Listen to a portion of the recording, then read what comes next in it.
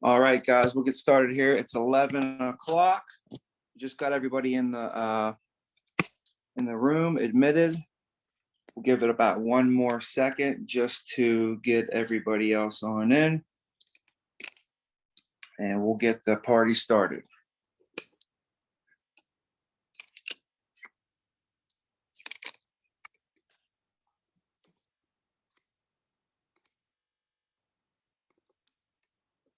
All right, guys.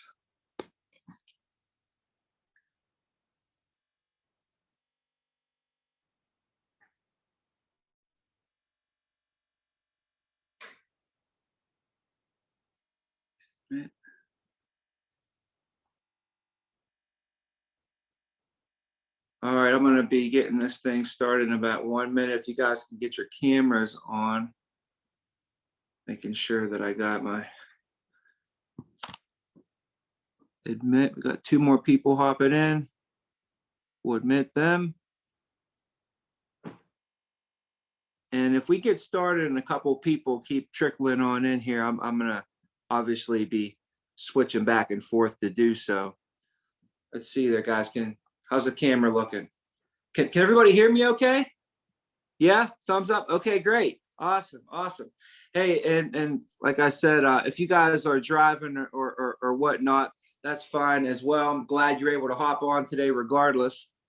And that's the nice thing about this, we're going virtual. So I wanted to spend some time with everybody before you get started into your career and give you guys any advice at all, even if you're able to take 1 or 2 things away from our time here today, and get you prepared for your career.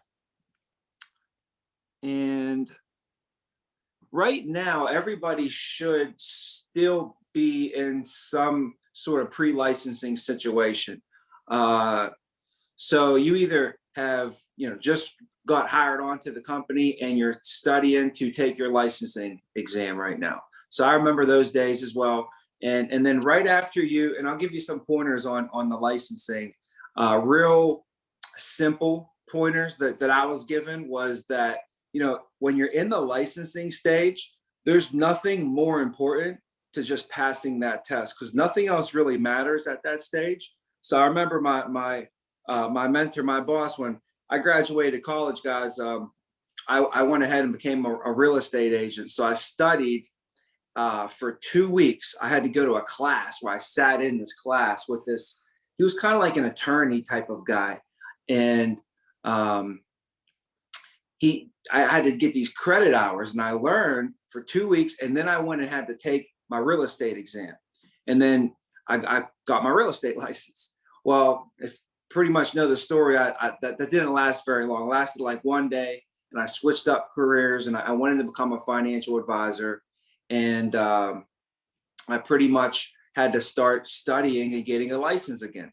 So when I got hired into the first license that I had to get was my life insurance license. It's the first thing they make you get when you become a financial advisor. So think about that.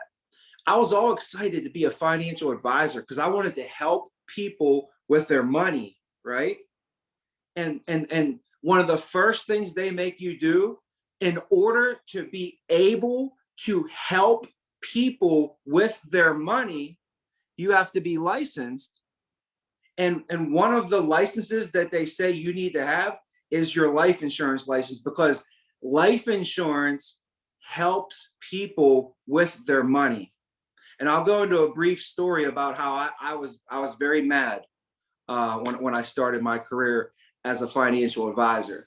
So basically, the first license I had to get is my life insurance license, and my boss looked right at me, the guy that hired me, and he said that you don't have to worry about anything but 2 things right now. All you have to worry about is you got to study and you got to pass. So have a real narrow focus. He said, like a horse puts the blinders on, you want to kind of just put the blinders on, have a narrow focus, and just get that done as quick as possible. Me, I hate studying. I hated taking tests. I went through college and I thought I was done. Thought, oh, I'm never going to do this again. Never have to take any more tests. Then I get out of college and they're like, oh yeah, you get your real estate license. So I'm like, oh man, 2 more weeks. I'm like, all right, 2 more weeks. That's it. I'll do these 2 more weeks. I'll get this 1 more license to get my real estate, but I don't want to take no more tests after this. And then I go to become a financial advisor, and they're like, oh, you thought you were done. Now you got to get your life insurance. Like, oh my goodness. So believe me, I hated taking these tests and studying. So the way I got through it was I treated it like ripping a Band-Aid off. And as painful as it is for me to study, I said, I got to get it done and get it done as quick as possible. I don't want to elongate. I want to make this any longer than it has to take. So I kind of locked myself in a room almost and just got it done as quick as possible, you know? And I want you to know that what you score on this test as well, all you have to score is a 70%. Well, when I did, it was in Pennsylvania, the number was 70%. That was 16 years ago when I passed this test. And you know what I scored? A 70% right on the nose. I can't even tell you how that happened. Like, that's just an incredible story as it is. And that just gives hope to everybody out there that you don't got to be the smartest person, and you don't have to score a 95% on this test to be good in the business. That test really has no bearing on how well you're going to do in the business. So sometimes people think like, oh no, I failed the test once or twice or 3 times, and they think they're going to be horrible in the business. But I swear to you, it has no bearing on it at all. In fact, I usually find that the people that score really high on the test usually are almost like too smart for the business, because they overthink things and they try and outsmart the system. Our system's very basic and simple, and that's something I can appreciate, because I like to keep things simple. So when you get into the business, our processes here, it's pretty cut and dry. You know, the products that we offer our clients are very cut and dry. So it's simple. And you know, our clients, they don't need anything crazy or complicated. So, you know, that was nice. But I just remember him telling me I got to just study and pass and get this thing knocked out. So that's what I did. And I came in there. My very first time I took the test, I passed, but it was with a 70%. If I would have got one more question wrong, I would have been taking it again, you know? So someone came in like, I got a 90%. I said, you studied too hard. You pretty much studied like 20% extra than you really needed to. So, but he also said this. He said, just know the career that you're getting into, and you have to understand it. So, and the way he described it was pretty simple. He said, this is a career where you're going to, in the beginning, you're going to work this much, and you're going to get paid like this much. But what happens is the more that you do the career, the better that you get, and you grow your career. It eventually, what happens is you're going to work this much and you're going to get paid this much. And he said, you have to be okay with that. Okay, you have to be okay with kind of paying now so you can play later. He said, you ever see those guys, you ever driving around in the middle of the day on a Tuesday afternoon, and you see a guy wearing like a backwards hat with tennis shoes on and you know, a jumpsuit, and you're like, what could this guy possibly do? He's not working. He's like, those old guys, those are the ones that they paid now so they can play later. The ones that you see like in the 40s, the people you see in their 40s that you wonder, like, what do they do? I never see them even working. Those are the ones that worked in their 20s and their 30s, you know. But the ones that you still see working in their 40s, those are the ones that kind of they didn't really pay. So they did 40 hours here. And if you do 40 hours in your 20s, guess what you're going to have to do in your 30s? You're probably going to have to do 40 hours. And if you do 40 hours in your 30s, guess what you're probably going to have to do in your 40s? You're going to have to work 40 hours a week. And guess what you're probably going to have to do in your 50s? Work 40 hours a week. And guess what you're going to have to do in your 60s? You're going to have to work 40 hours a week. And maybe in your 70s, you can retire. That's the pattern in America today. And retirement's not that attractive, really. So I was like, I don't really want to do that. When I graduated college, guys, they told me this. Basically, they're like, you're going to work for the next 40 years of your life. So just get geared up for it. Anybody ever, like, you graduate, you're like in your young 20s. Anybody, some people might know what I'm talking about. But after I graduated, they told me that. And to me, it was almost like a prison sentence. I was like, oh, no, I don't want to go for the next 40 years and go down that, like I felt like I would be controlled. I was locked in a box, you know? So I thought there's two things I could do. There's two things I can do. All right, this is just, honestly, I want you to know that I did have this idea in my head. Number one, it was brief. All right, I'm just being honest with everybody on the call here today. All right, I was 21 years old, and they're like, "You're gonna have to work." So I'm like, "How can I get out of this?" And my first idea was, I was like, maybe I can go out and meet like a sugar mama. I don't know if anybody knows what a sugar mama is, okay? But that was what my idea was. I was like, she can just make all this money and I could just hang out at the pool all day and I don't have to do this whole 40 years of work thing, And that was a good idea. It didn't last very long, that idea. I didn't really act on it, by the way, okay? Um, but the second idea was, I heard of this thing called retirement. I was like, that has a ring to it. Retirement. Retirement means that you don't have to work anymore. Well, that sounds good to me. How can I get there? Because most people, it takes 40 years to get to retirement. Like, how can I get there sooner?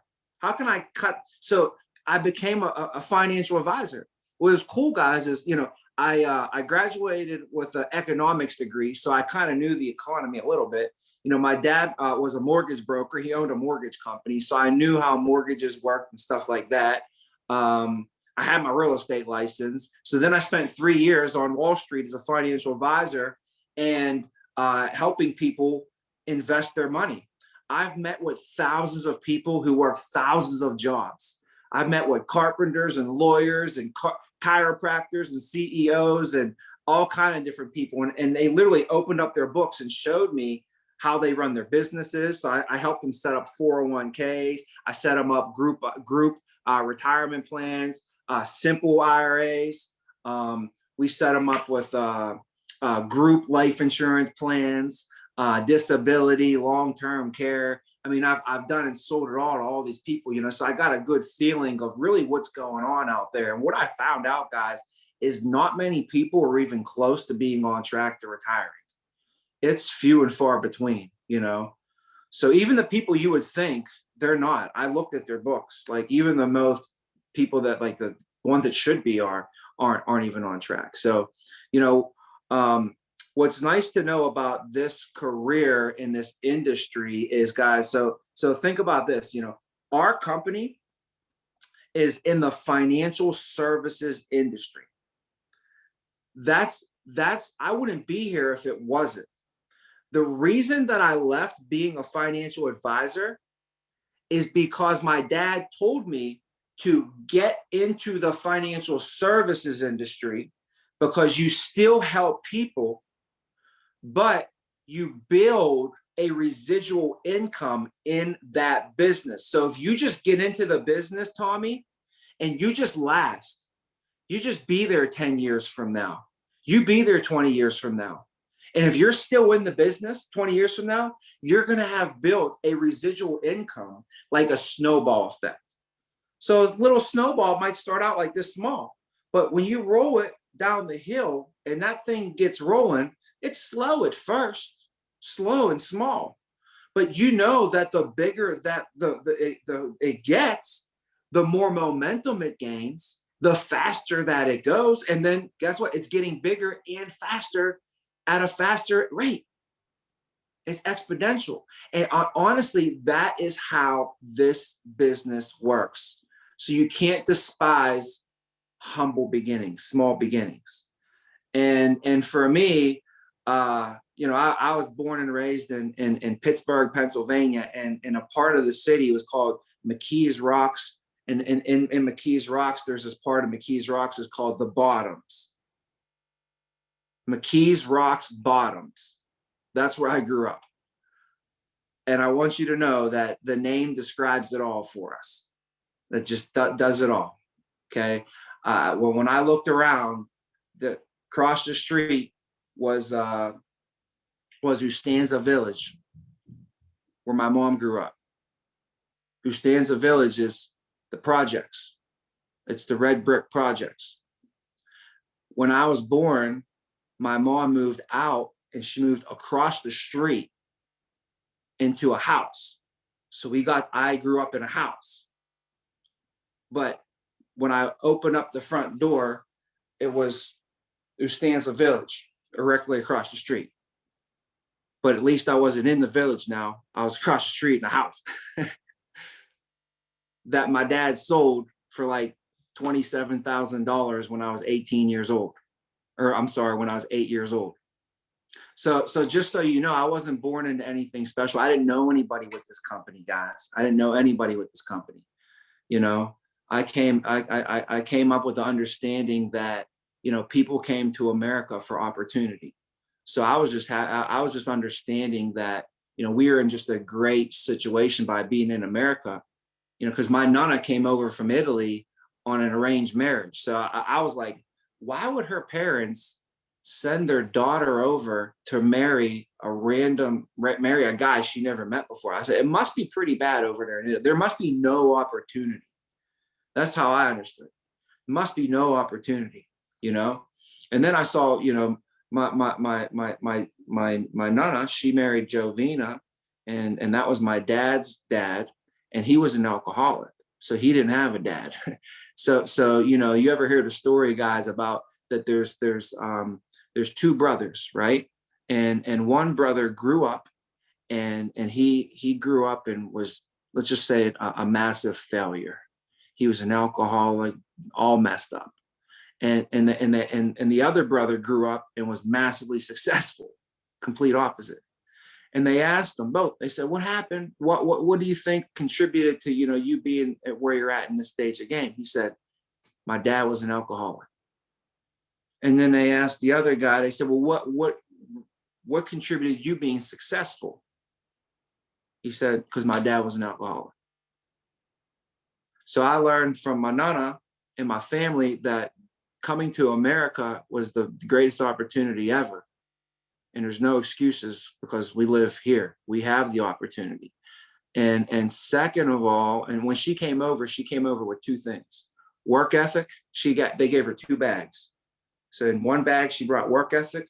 In the other bag, she brought her tomato sauce recipes. That's all she brought to America. So that's all I was born with, was tomato sauce recipes and freaking work ethic. That's all I know how to do. So anyways, so then I learned that from her. And then I learned from my dad, there's no excuses. Like, he could have made an excuse. He could have went out and been he could have been a horrible dad to me and been an alcoholic, but instead he coached my baseball team and, you know, picked all the kids up in the morning and took them in the back of his pickup truck to the baseball field, you know, so we had baseball practice and stuff like that. So, you know, I learned that. But what I found is my dad the whole time was always looking for opportunity. Like, it's like he went through the normal path of a good American boy back in the day. You go to college, graduate, you get a job, and then you do the whole deal. And that's what he did as an engineer. But he always was looking for opportunity on the side. So he would sometimes come home with ideas like, hey, there's this seminar that this guy's doing about real estate, you know, and he'd bring me along and we go sit at these real estate seminars on Monday night, you know, at the Holiday Inn. Yeah, we go sit at these crazy MLM things. What, like, you ever hear of Market America or, you know, those things like that? I mean, if you've done them, that's amazing. That's great if you're able to get that thing going. But, you know, that's called an MLM. And what MLM stands for, guys, it stands for multi-level marketing. So the key word in that is marketing. You have to be marketing. You're out there marketing, okay? And then what they want is they have multi-levels, which means you can hire your sister, she can hire the barber can hire his cousin, the cousin can hire the landscaper, and they're all under everybody else, and everybody just makes boom, boom, boom. There's 1,000 people, there's multi-levels, it never ends. right? Yeah. Okay. He's tried. We looked at those things before, you know. So at the end of the day, he's like, dude, you got to get into the what he's told me is he's like, you got to get in the financial service industry at everything that I know. Just get into it. So I got into it, guys. I got into it, you know, and now 16 years later, I mean, this is where we're at. And it's been amazing, absolutely amazing. You know, right now, guys, I get $22,000 a month in residual income. That is so my dad said, get into the financial services industry because you can build residual income. And 16 years later, worked out pretty good. You know, and when you do that, you know, you think that, you know, I'll be 38 years old. So, you know, if you want to have a situation set up like that, when, you know, in 15 years, I can show you how. In fact, I've only been with this company though for 12. So I got $22,000 that I've built up in residual income in 12 years with this company. I've been in the industry for probably about 16 years. Because I worked 3 years with Ameriprise Financial as a financial advisor. Now, here's what they told me. They said, when you're a financial advisor, said, Tommy, go get clients. I'm like, all right, well, how do I do that? They're like, well, take everybody that you know and call them up. So you had to go do that, cold call, prospect, market, did all that. I got a few clients. One of my clients was a good friend of mine. He was, you know, making good money. And we ended up doing a financial plan for him. Okay. So this consisted of me setting an appointment with Johnny T. Me and Johnny T sat down and I said, all right, Johnny T, if you want me to be your financial advisor, you have to pay me $675 a year. And that will be your annual financial planning fee. From that point, I'll take all of your information and I'll come up with a financial plan for you. And we'll meet and implement your plan and get you where you need to go. So he'd have to pay me $675 first before I'd even do any work for him. Then when I come back with my recommendations, guess what my recommendations were? Well, I met with my boss and he goes like this. He's like, here's what we have to do for Johnny T. Johnny T needs $400,000 of life insurance. So the first thing we're going to do is we're going to sell him a life insurance policy. And I looked at my boss and I was mad. I was like, you got to be kidding me. He comes to me for financial advice and our financial advice to him is to tell him he needs life insurance? Why did he pay me $675? Like, we got to show him like a cool portfolio of stocks or something. You understand? I was 21 years old. I was like 22. I was upset because my boss wanted me to recommend to my good friend Johnny T that he needed life insurance as one of the first things that we do in his financial plan. I was like, I'm here to do stocks. What we need to do investments for him. He ain't going to want to see this. He's like, well, Tommy, we can put together the best portfolio ever. And we are going to. We could put together the best plan ever. And we're going to for him. And he can implement this plan. 10 years will go by and he gets all this built up. You do all this work. He does all this work. He saves all this money, makes all this money. You invest all this money. You meet with them. You make all these adjustments. You guys put all this work in. And then in 10 years, if he passes away, guess what's going to happen to the plan? It's going to be gone, just like that. So as much as we want to have a plan, we have to protect the plan first. And it made a lot of sense to me. Then he made me watch a video. Man, if you don't believe in life insurance, watch some videos, man. I swear, this will probably be the best homework assignment ever, because you know what? Sales is a transfer of belief. Sales is a transfer of belief. So if I need to sell you that you need this life insurance, right? Well, I need to believe that wholeheartedly first. And then if I believe it and I can transfer that belief into you, guess what you're going to believe? You're going to believe the same thing. And that's when a sale is made. So if you don't have the belief, it's going to be hard to transfer it. And the more belief you have, if your belief is overflowing out of your cup, it's going to be contagious.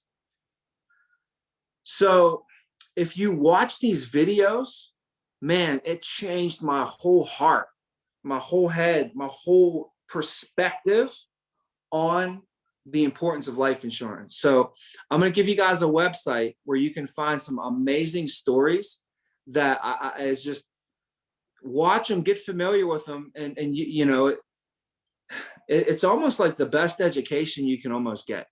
Honestly, it's almost some of the best education you can get, guys. So it's called lifehappens.org. I haven't been on this website in a minute, but I'm pretty sure it's still up and rocking and rolling. It's a great website. And if they took it down, I'm going to write everybody a letter. I'll write a letter to Congress about it. It's just such a great web. But lifehappens.org. Lifehappens.org. So, you know, what's funny is after they did all that with me, okay, not only did I sell Johnny T a life insurance policy, I went out and got one myself. I was like, well, I'm 21. It would probably make sense for me to get one now rather than later. Based upon what I know, the only thing that happens with life insurance is it gets more expensive. So why would I wait till I'm older to get it? I should get it now. Plus, how am I going to sell it to somebody if I don't even have it myself? So, like, I wouldn't be able to sleep at night. That's like crooked to me. I'm not that type of person, you know? So, like, I got to really believe in what I'm doing. So, for me personally, just like to sleep at night, I had to have something. But then I can't do anything small, or as my grandpap would say, half-ass. He said, you can't do anything half-ass. I just can't. If I get the TV, I got to get the biggest TV. If I'm getting a car, I'm getting the best car. My wife was mad at me because I didn't give her a ring when she wanted to. I gave her a ring probably 2 or 3 years later than she wanted the ring. But when she got the ring, it was a moon rock. You could see it from the moon. And that's how I told her, that's how we're going to roll, babe. If I'm going to give you a ring, it's going to be a ring. Okay. And I'm sorry it took me an extra 2 years to get it, but that's how I do it. You know, if we're going to do it, we're going to do it right. So anyways, with whatever, what was I just talking about? With the life insurance, I got myself a big policy. I got a $250,000, it was a variable universal policy is what we sold back at this company. $168 a month I'm paying. $168 a month. I still have it today. It's amazing. It's a good policy, you know. But it's who at 21 years old pays $168 a month for $250,000 of life insurance, and they did it on their own. Like, nobody shoved it down my throat. I volunteered and went and signed it up myself. So I better get this. Who does that? A rare person, probably one in what? One in a couple hundred. 21-year-olds do that. That's why one in a couple hundred 28-year-olds are making. I made $1 million by the time I was 28. So how many people you know are making $1 million by the time they're 28 years old? It's called the financial services industry. So yeah, man. But I had the belief, you know, that belief from the beginning was the foundation of really everything.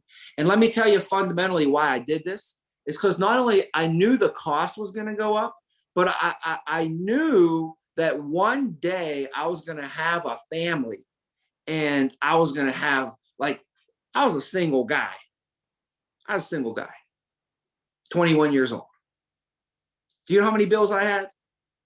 Like 3 bills, 3, 4, right? But I was like, when I have a family, I'm not going to have 4 bills.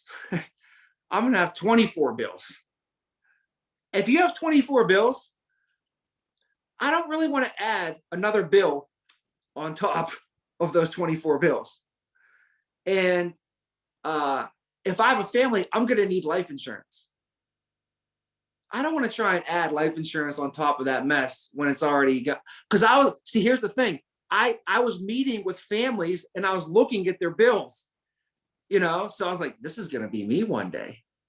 I was like, and I saw these families trying to add life insurance into their bills after they have kids, and it was hard for them to do. And a lot of times they didn't get really what they needed or should.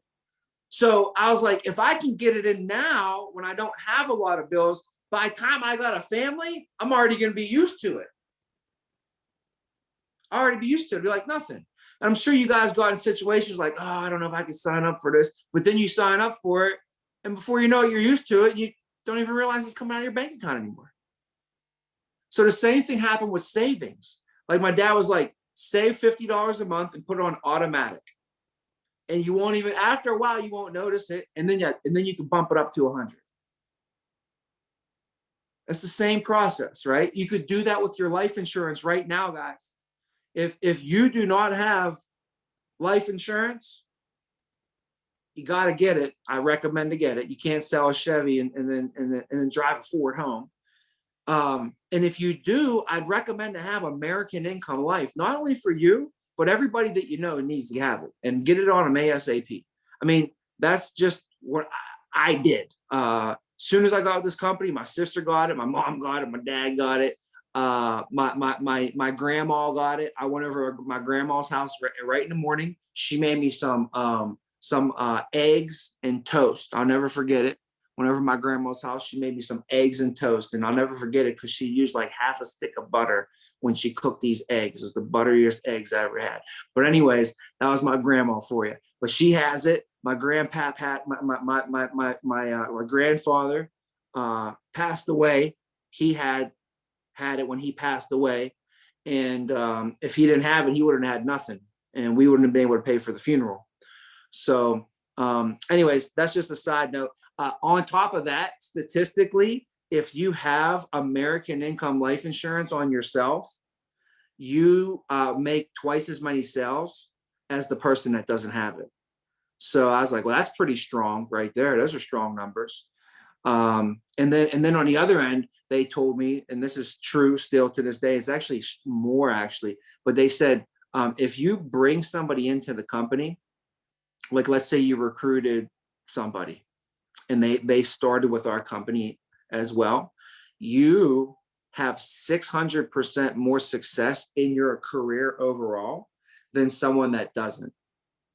So I was like, that's pretty strong as well. So you mean to tell me if I bring one person into the company and I start, I'm going to potentially have 600% more success. And then if I have the stuff myself, I'm going to have twice as many sales. So those are two things that don't require really much skill set at all. You know, before you even get started, you can put yourself in a good position. You know, so they did some studies on that. Plus, remember, you get $750 for your first 90 days. But here's the key. If you didn't even start yet, then your 90 days didn't even start. So if you're able to get a couple people in the door before then, you're basically have maybe 120 days or something.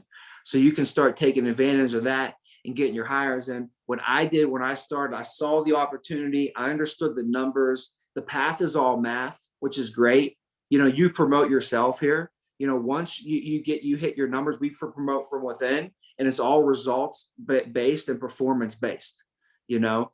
So, you know, you kind of can build the path up to when you want to be promoted. If you just do the math on the numbers of what you need to hit, we can help you track all of that. I could literally break it down for you on how many phone calls per day you need to make.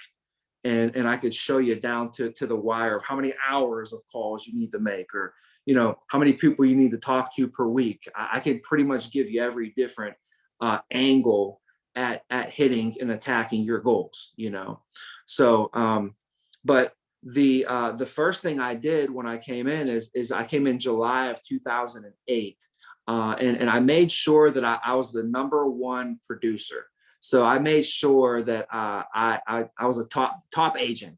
Nobody made any more sales than me that month. And the reason I did that is I wanted to make sure that I can teach my people how to do it at a high level. And I couldn't, really teach somebody how to do it at the highest level if I didn't do it at that level. So, you can't give what you don't have. So the first month I put in was all about that. And really the main reason I did that was not even for me to be a top agent. It was so that I had a foundation for all the people that I was going to be blessed to lead one day, that I can give them the utmost highest level. I did it. So I was like out there. I was like, dude, you have to be, if you want to be one of the top leaders, and you have to be one of the top, producers, so you can have a good, and that's what I was telling myself the whole time. I was like, you're going to run into somebody one day and they're going to want you to lead them to be a top producer. And if you never did it, you're never going to be able to bring that to them, you know? So that was like the foundation of my career, was that month. But also that month, if you write 24,000, you make half of whatever you write. So you got to think, I was 24 years old. I made $12,000 that month, like more money than anybody in my family ever made. So, believe me, I went out and was telling everybody in town about it. I was like, you got to come in, you got to check this out, you got to check this out, you got to check this out. And my whole goal was just get them to come check it out. They just had to basically just sit in our company overview and see what the opportunity was about. And I knew that for the right people, it would attract them. And for the people it wasn't right for, at least we would know, and they would have a better idea of what I did. Some people I had, they sat in the company overview and they're like, this is great, Tom. It's just not for me, but I do know a couple people that it would be right for. Or it's not right for me, but I'll keep an eye out.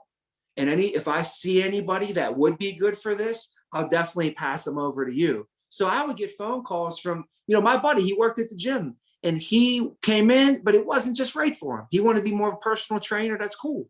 It's cool. But he ran into so many people over the next 3 years at the gym that he would just send them over to me. So, the goal is just to introduce them to the company. And one of the best ways is, I think, through the company overview process, because that's like the best like half hour of information that kind of gives them a rundown of who we are at the best we could. So that's what I did, guys. I got 10 hires my first month, 10 hires my second month, 10 hires my third month. And before you know it, my team was growing. I was off to the races. And, it put me in a position where I was forced to step up my game, because I had people coming in that were going to be relying on me. So there was no option. So, man, I'm telling you, it forced me to raise my leadership lid, to become a better leader, become a better agent, to become a better business person, become a better person, So I think that really helps, when you start to get into it, sooner rather than later. But the key is, there was no bonus. They didn't give me no bonus at the time. There's no $750 per person. And so I did it for nothing. I did it so that I can get promoted and build a team, basically. The supervisor bonus at that time was 25%. So if I was your supervisor and you got a bonus, I would get 25%.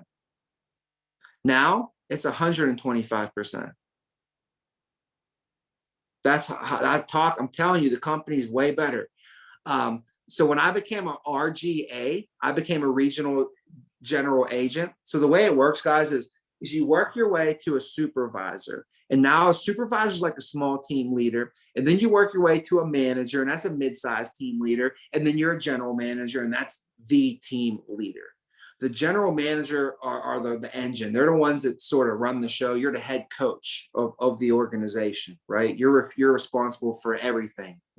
Hiring, firing, training, wins and losses, and everything else, hitting goals, whatever you guys want to do. Once you develop other people to become MGAs, you become an RGA. So the key is, you want to get to the top of the mountain, and the top of the mountain is the MGA. The MGA is making $300,000 a year. Yeah, average is $300, $250, $4,000 or $5,000 a week. MGA position. That's what an MGA is, $4,000 or $5,000 a week.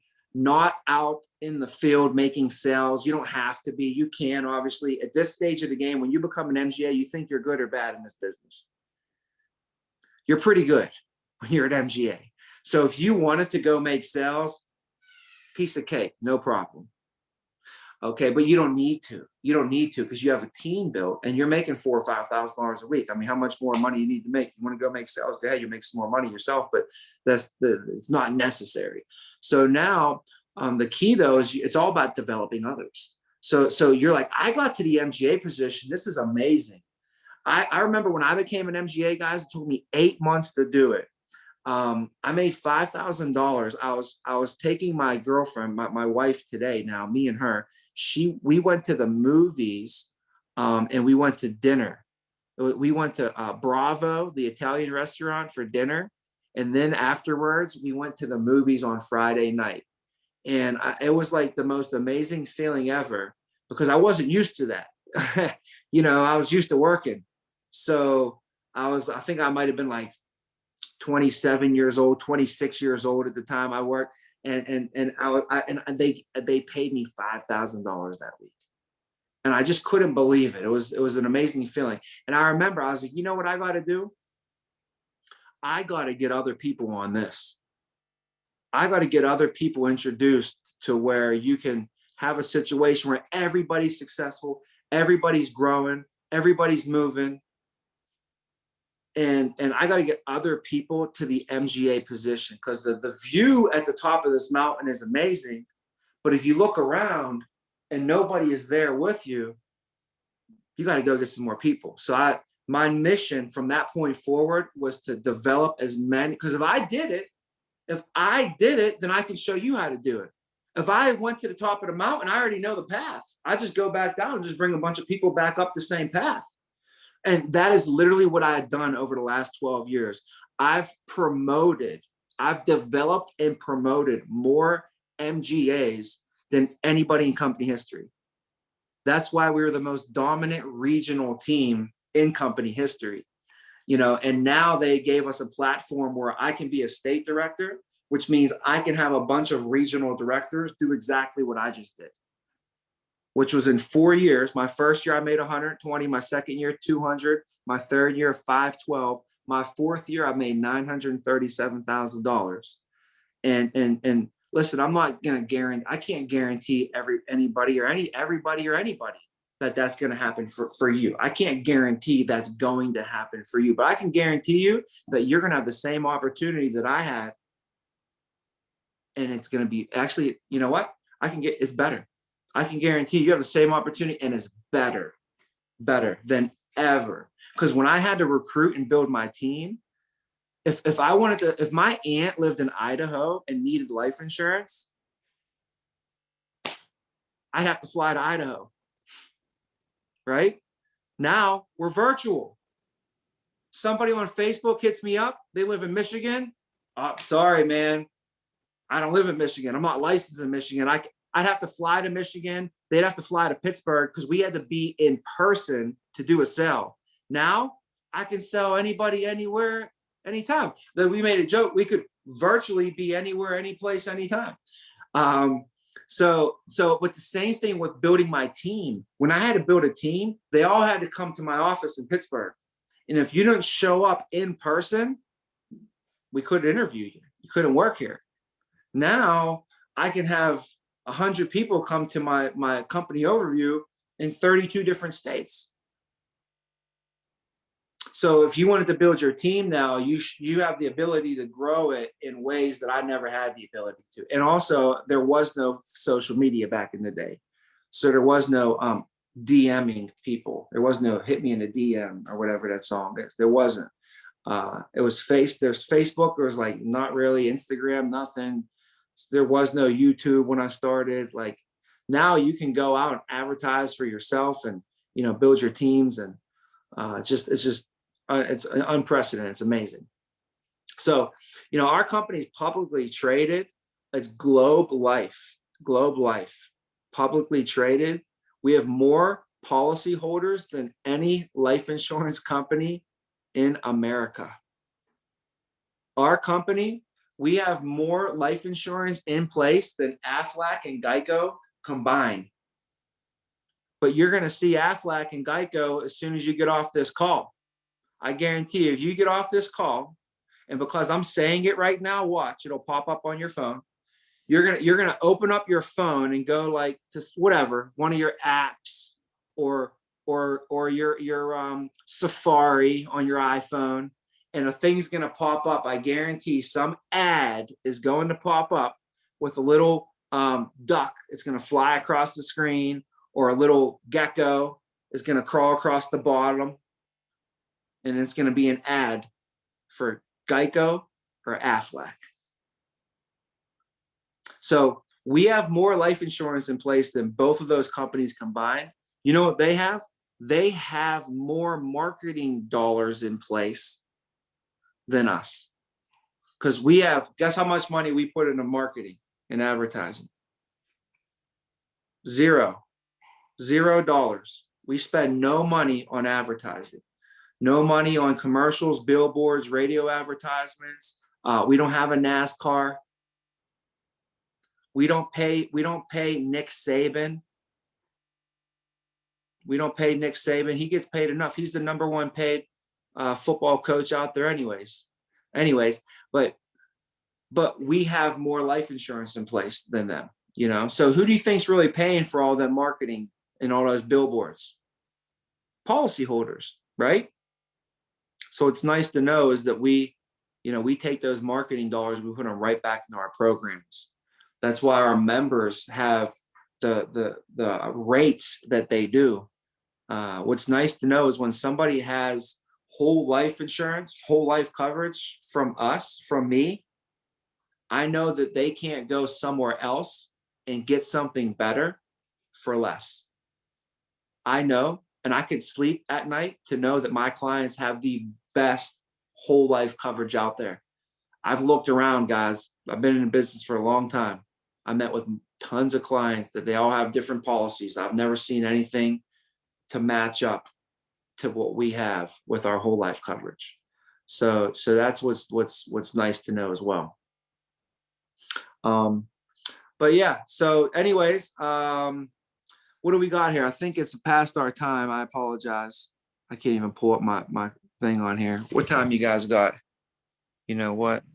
Oh, yeah, definitely. I only wanted to go to 11:30 with everybody. So I actually took an extra 15 minutes. I do apologize for that, but hopefully it was helpful. And I'll be back on here with a group again next Friday. I'll definitely go over some other stuff. And make sure you guys hop on to this with us every Friday until you get your license. So I hope that that I don't see you ever again on this call. Yeah, we want to get you in and out. But also on Mondays, we have an agency meeting at 11 a.m. So those would be two things if you want to stay in tune, is Fridays at 11 and Mondays at 11. And this Monday, if you're ever gonna like hop on an agency meeting or make some arrangements, this Monday is going to kick off our March Madness, and it's going to be crazy. It's going to be awesome. It's going to be one of the best meetings of the year. So if you can hop on Monday, if you have some other people you want to bring along, have them hop on the agency meeting as well. We're going to kick off our March Madness and have some fun for the month, and look forward to getting you guys in the mix and get you guys trained up and get your license, and we'll get you in training, and we'll get you guys all in the mix as well here soon. So, hey, have a great weekend. Study up, and let us know if you need anything. We're here with you. We're here for you. We're here with you. We're doing it all together. All right, guys. Talk to you soon. Thanks.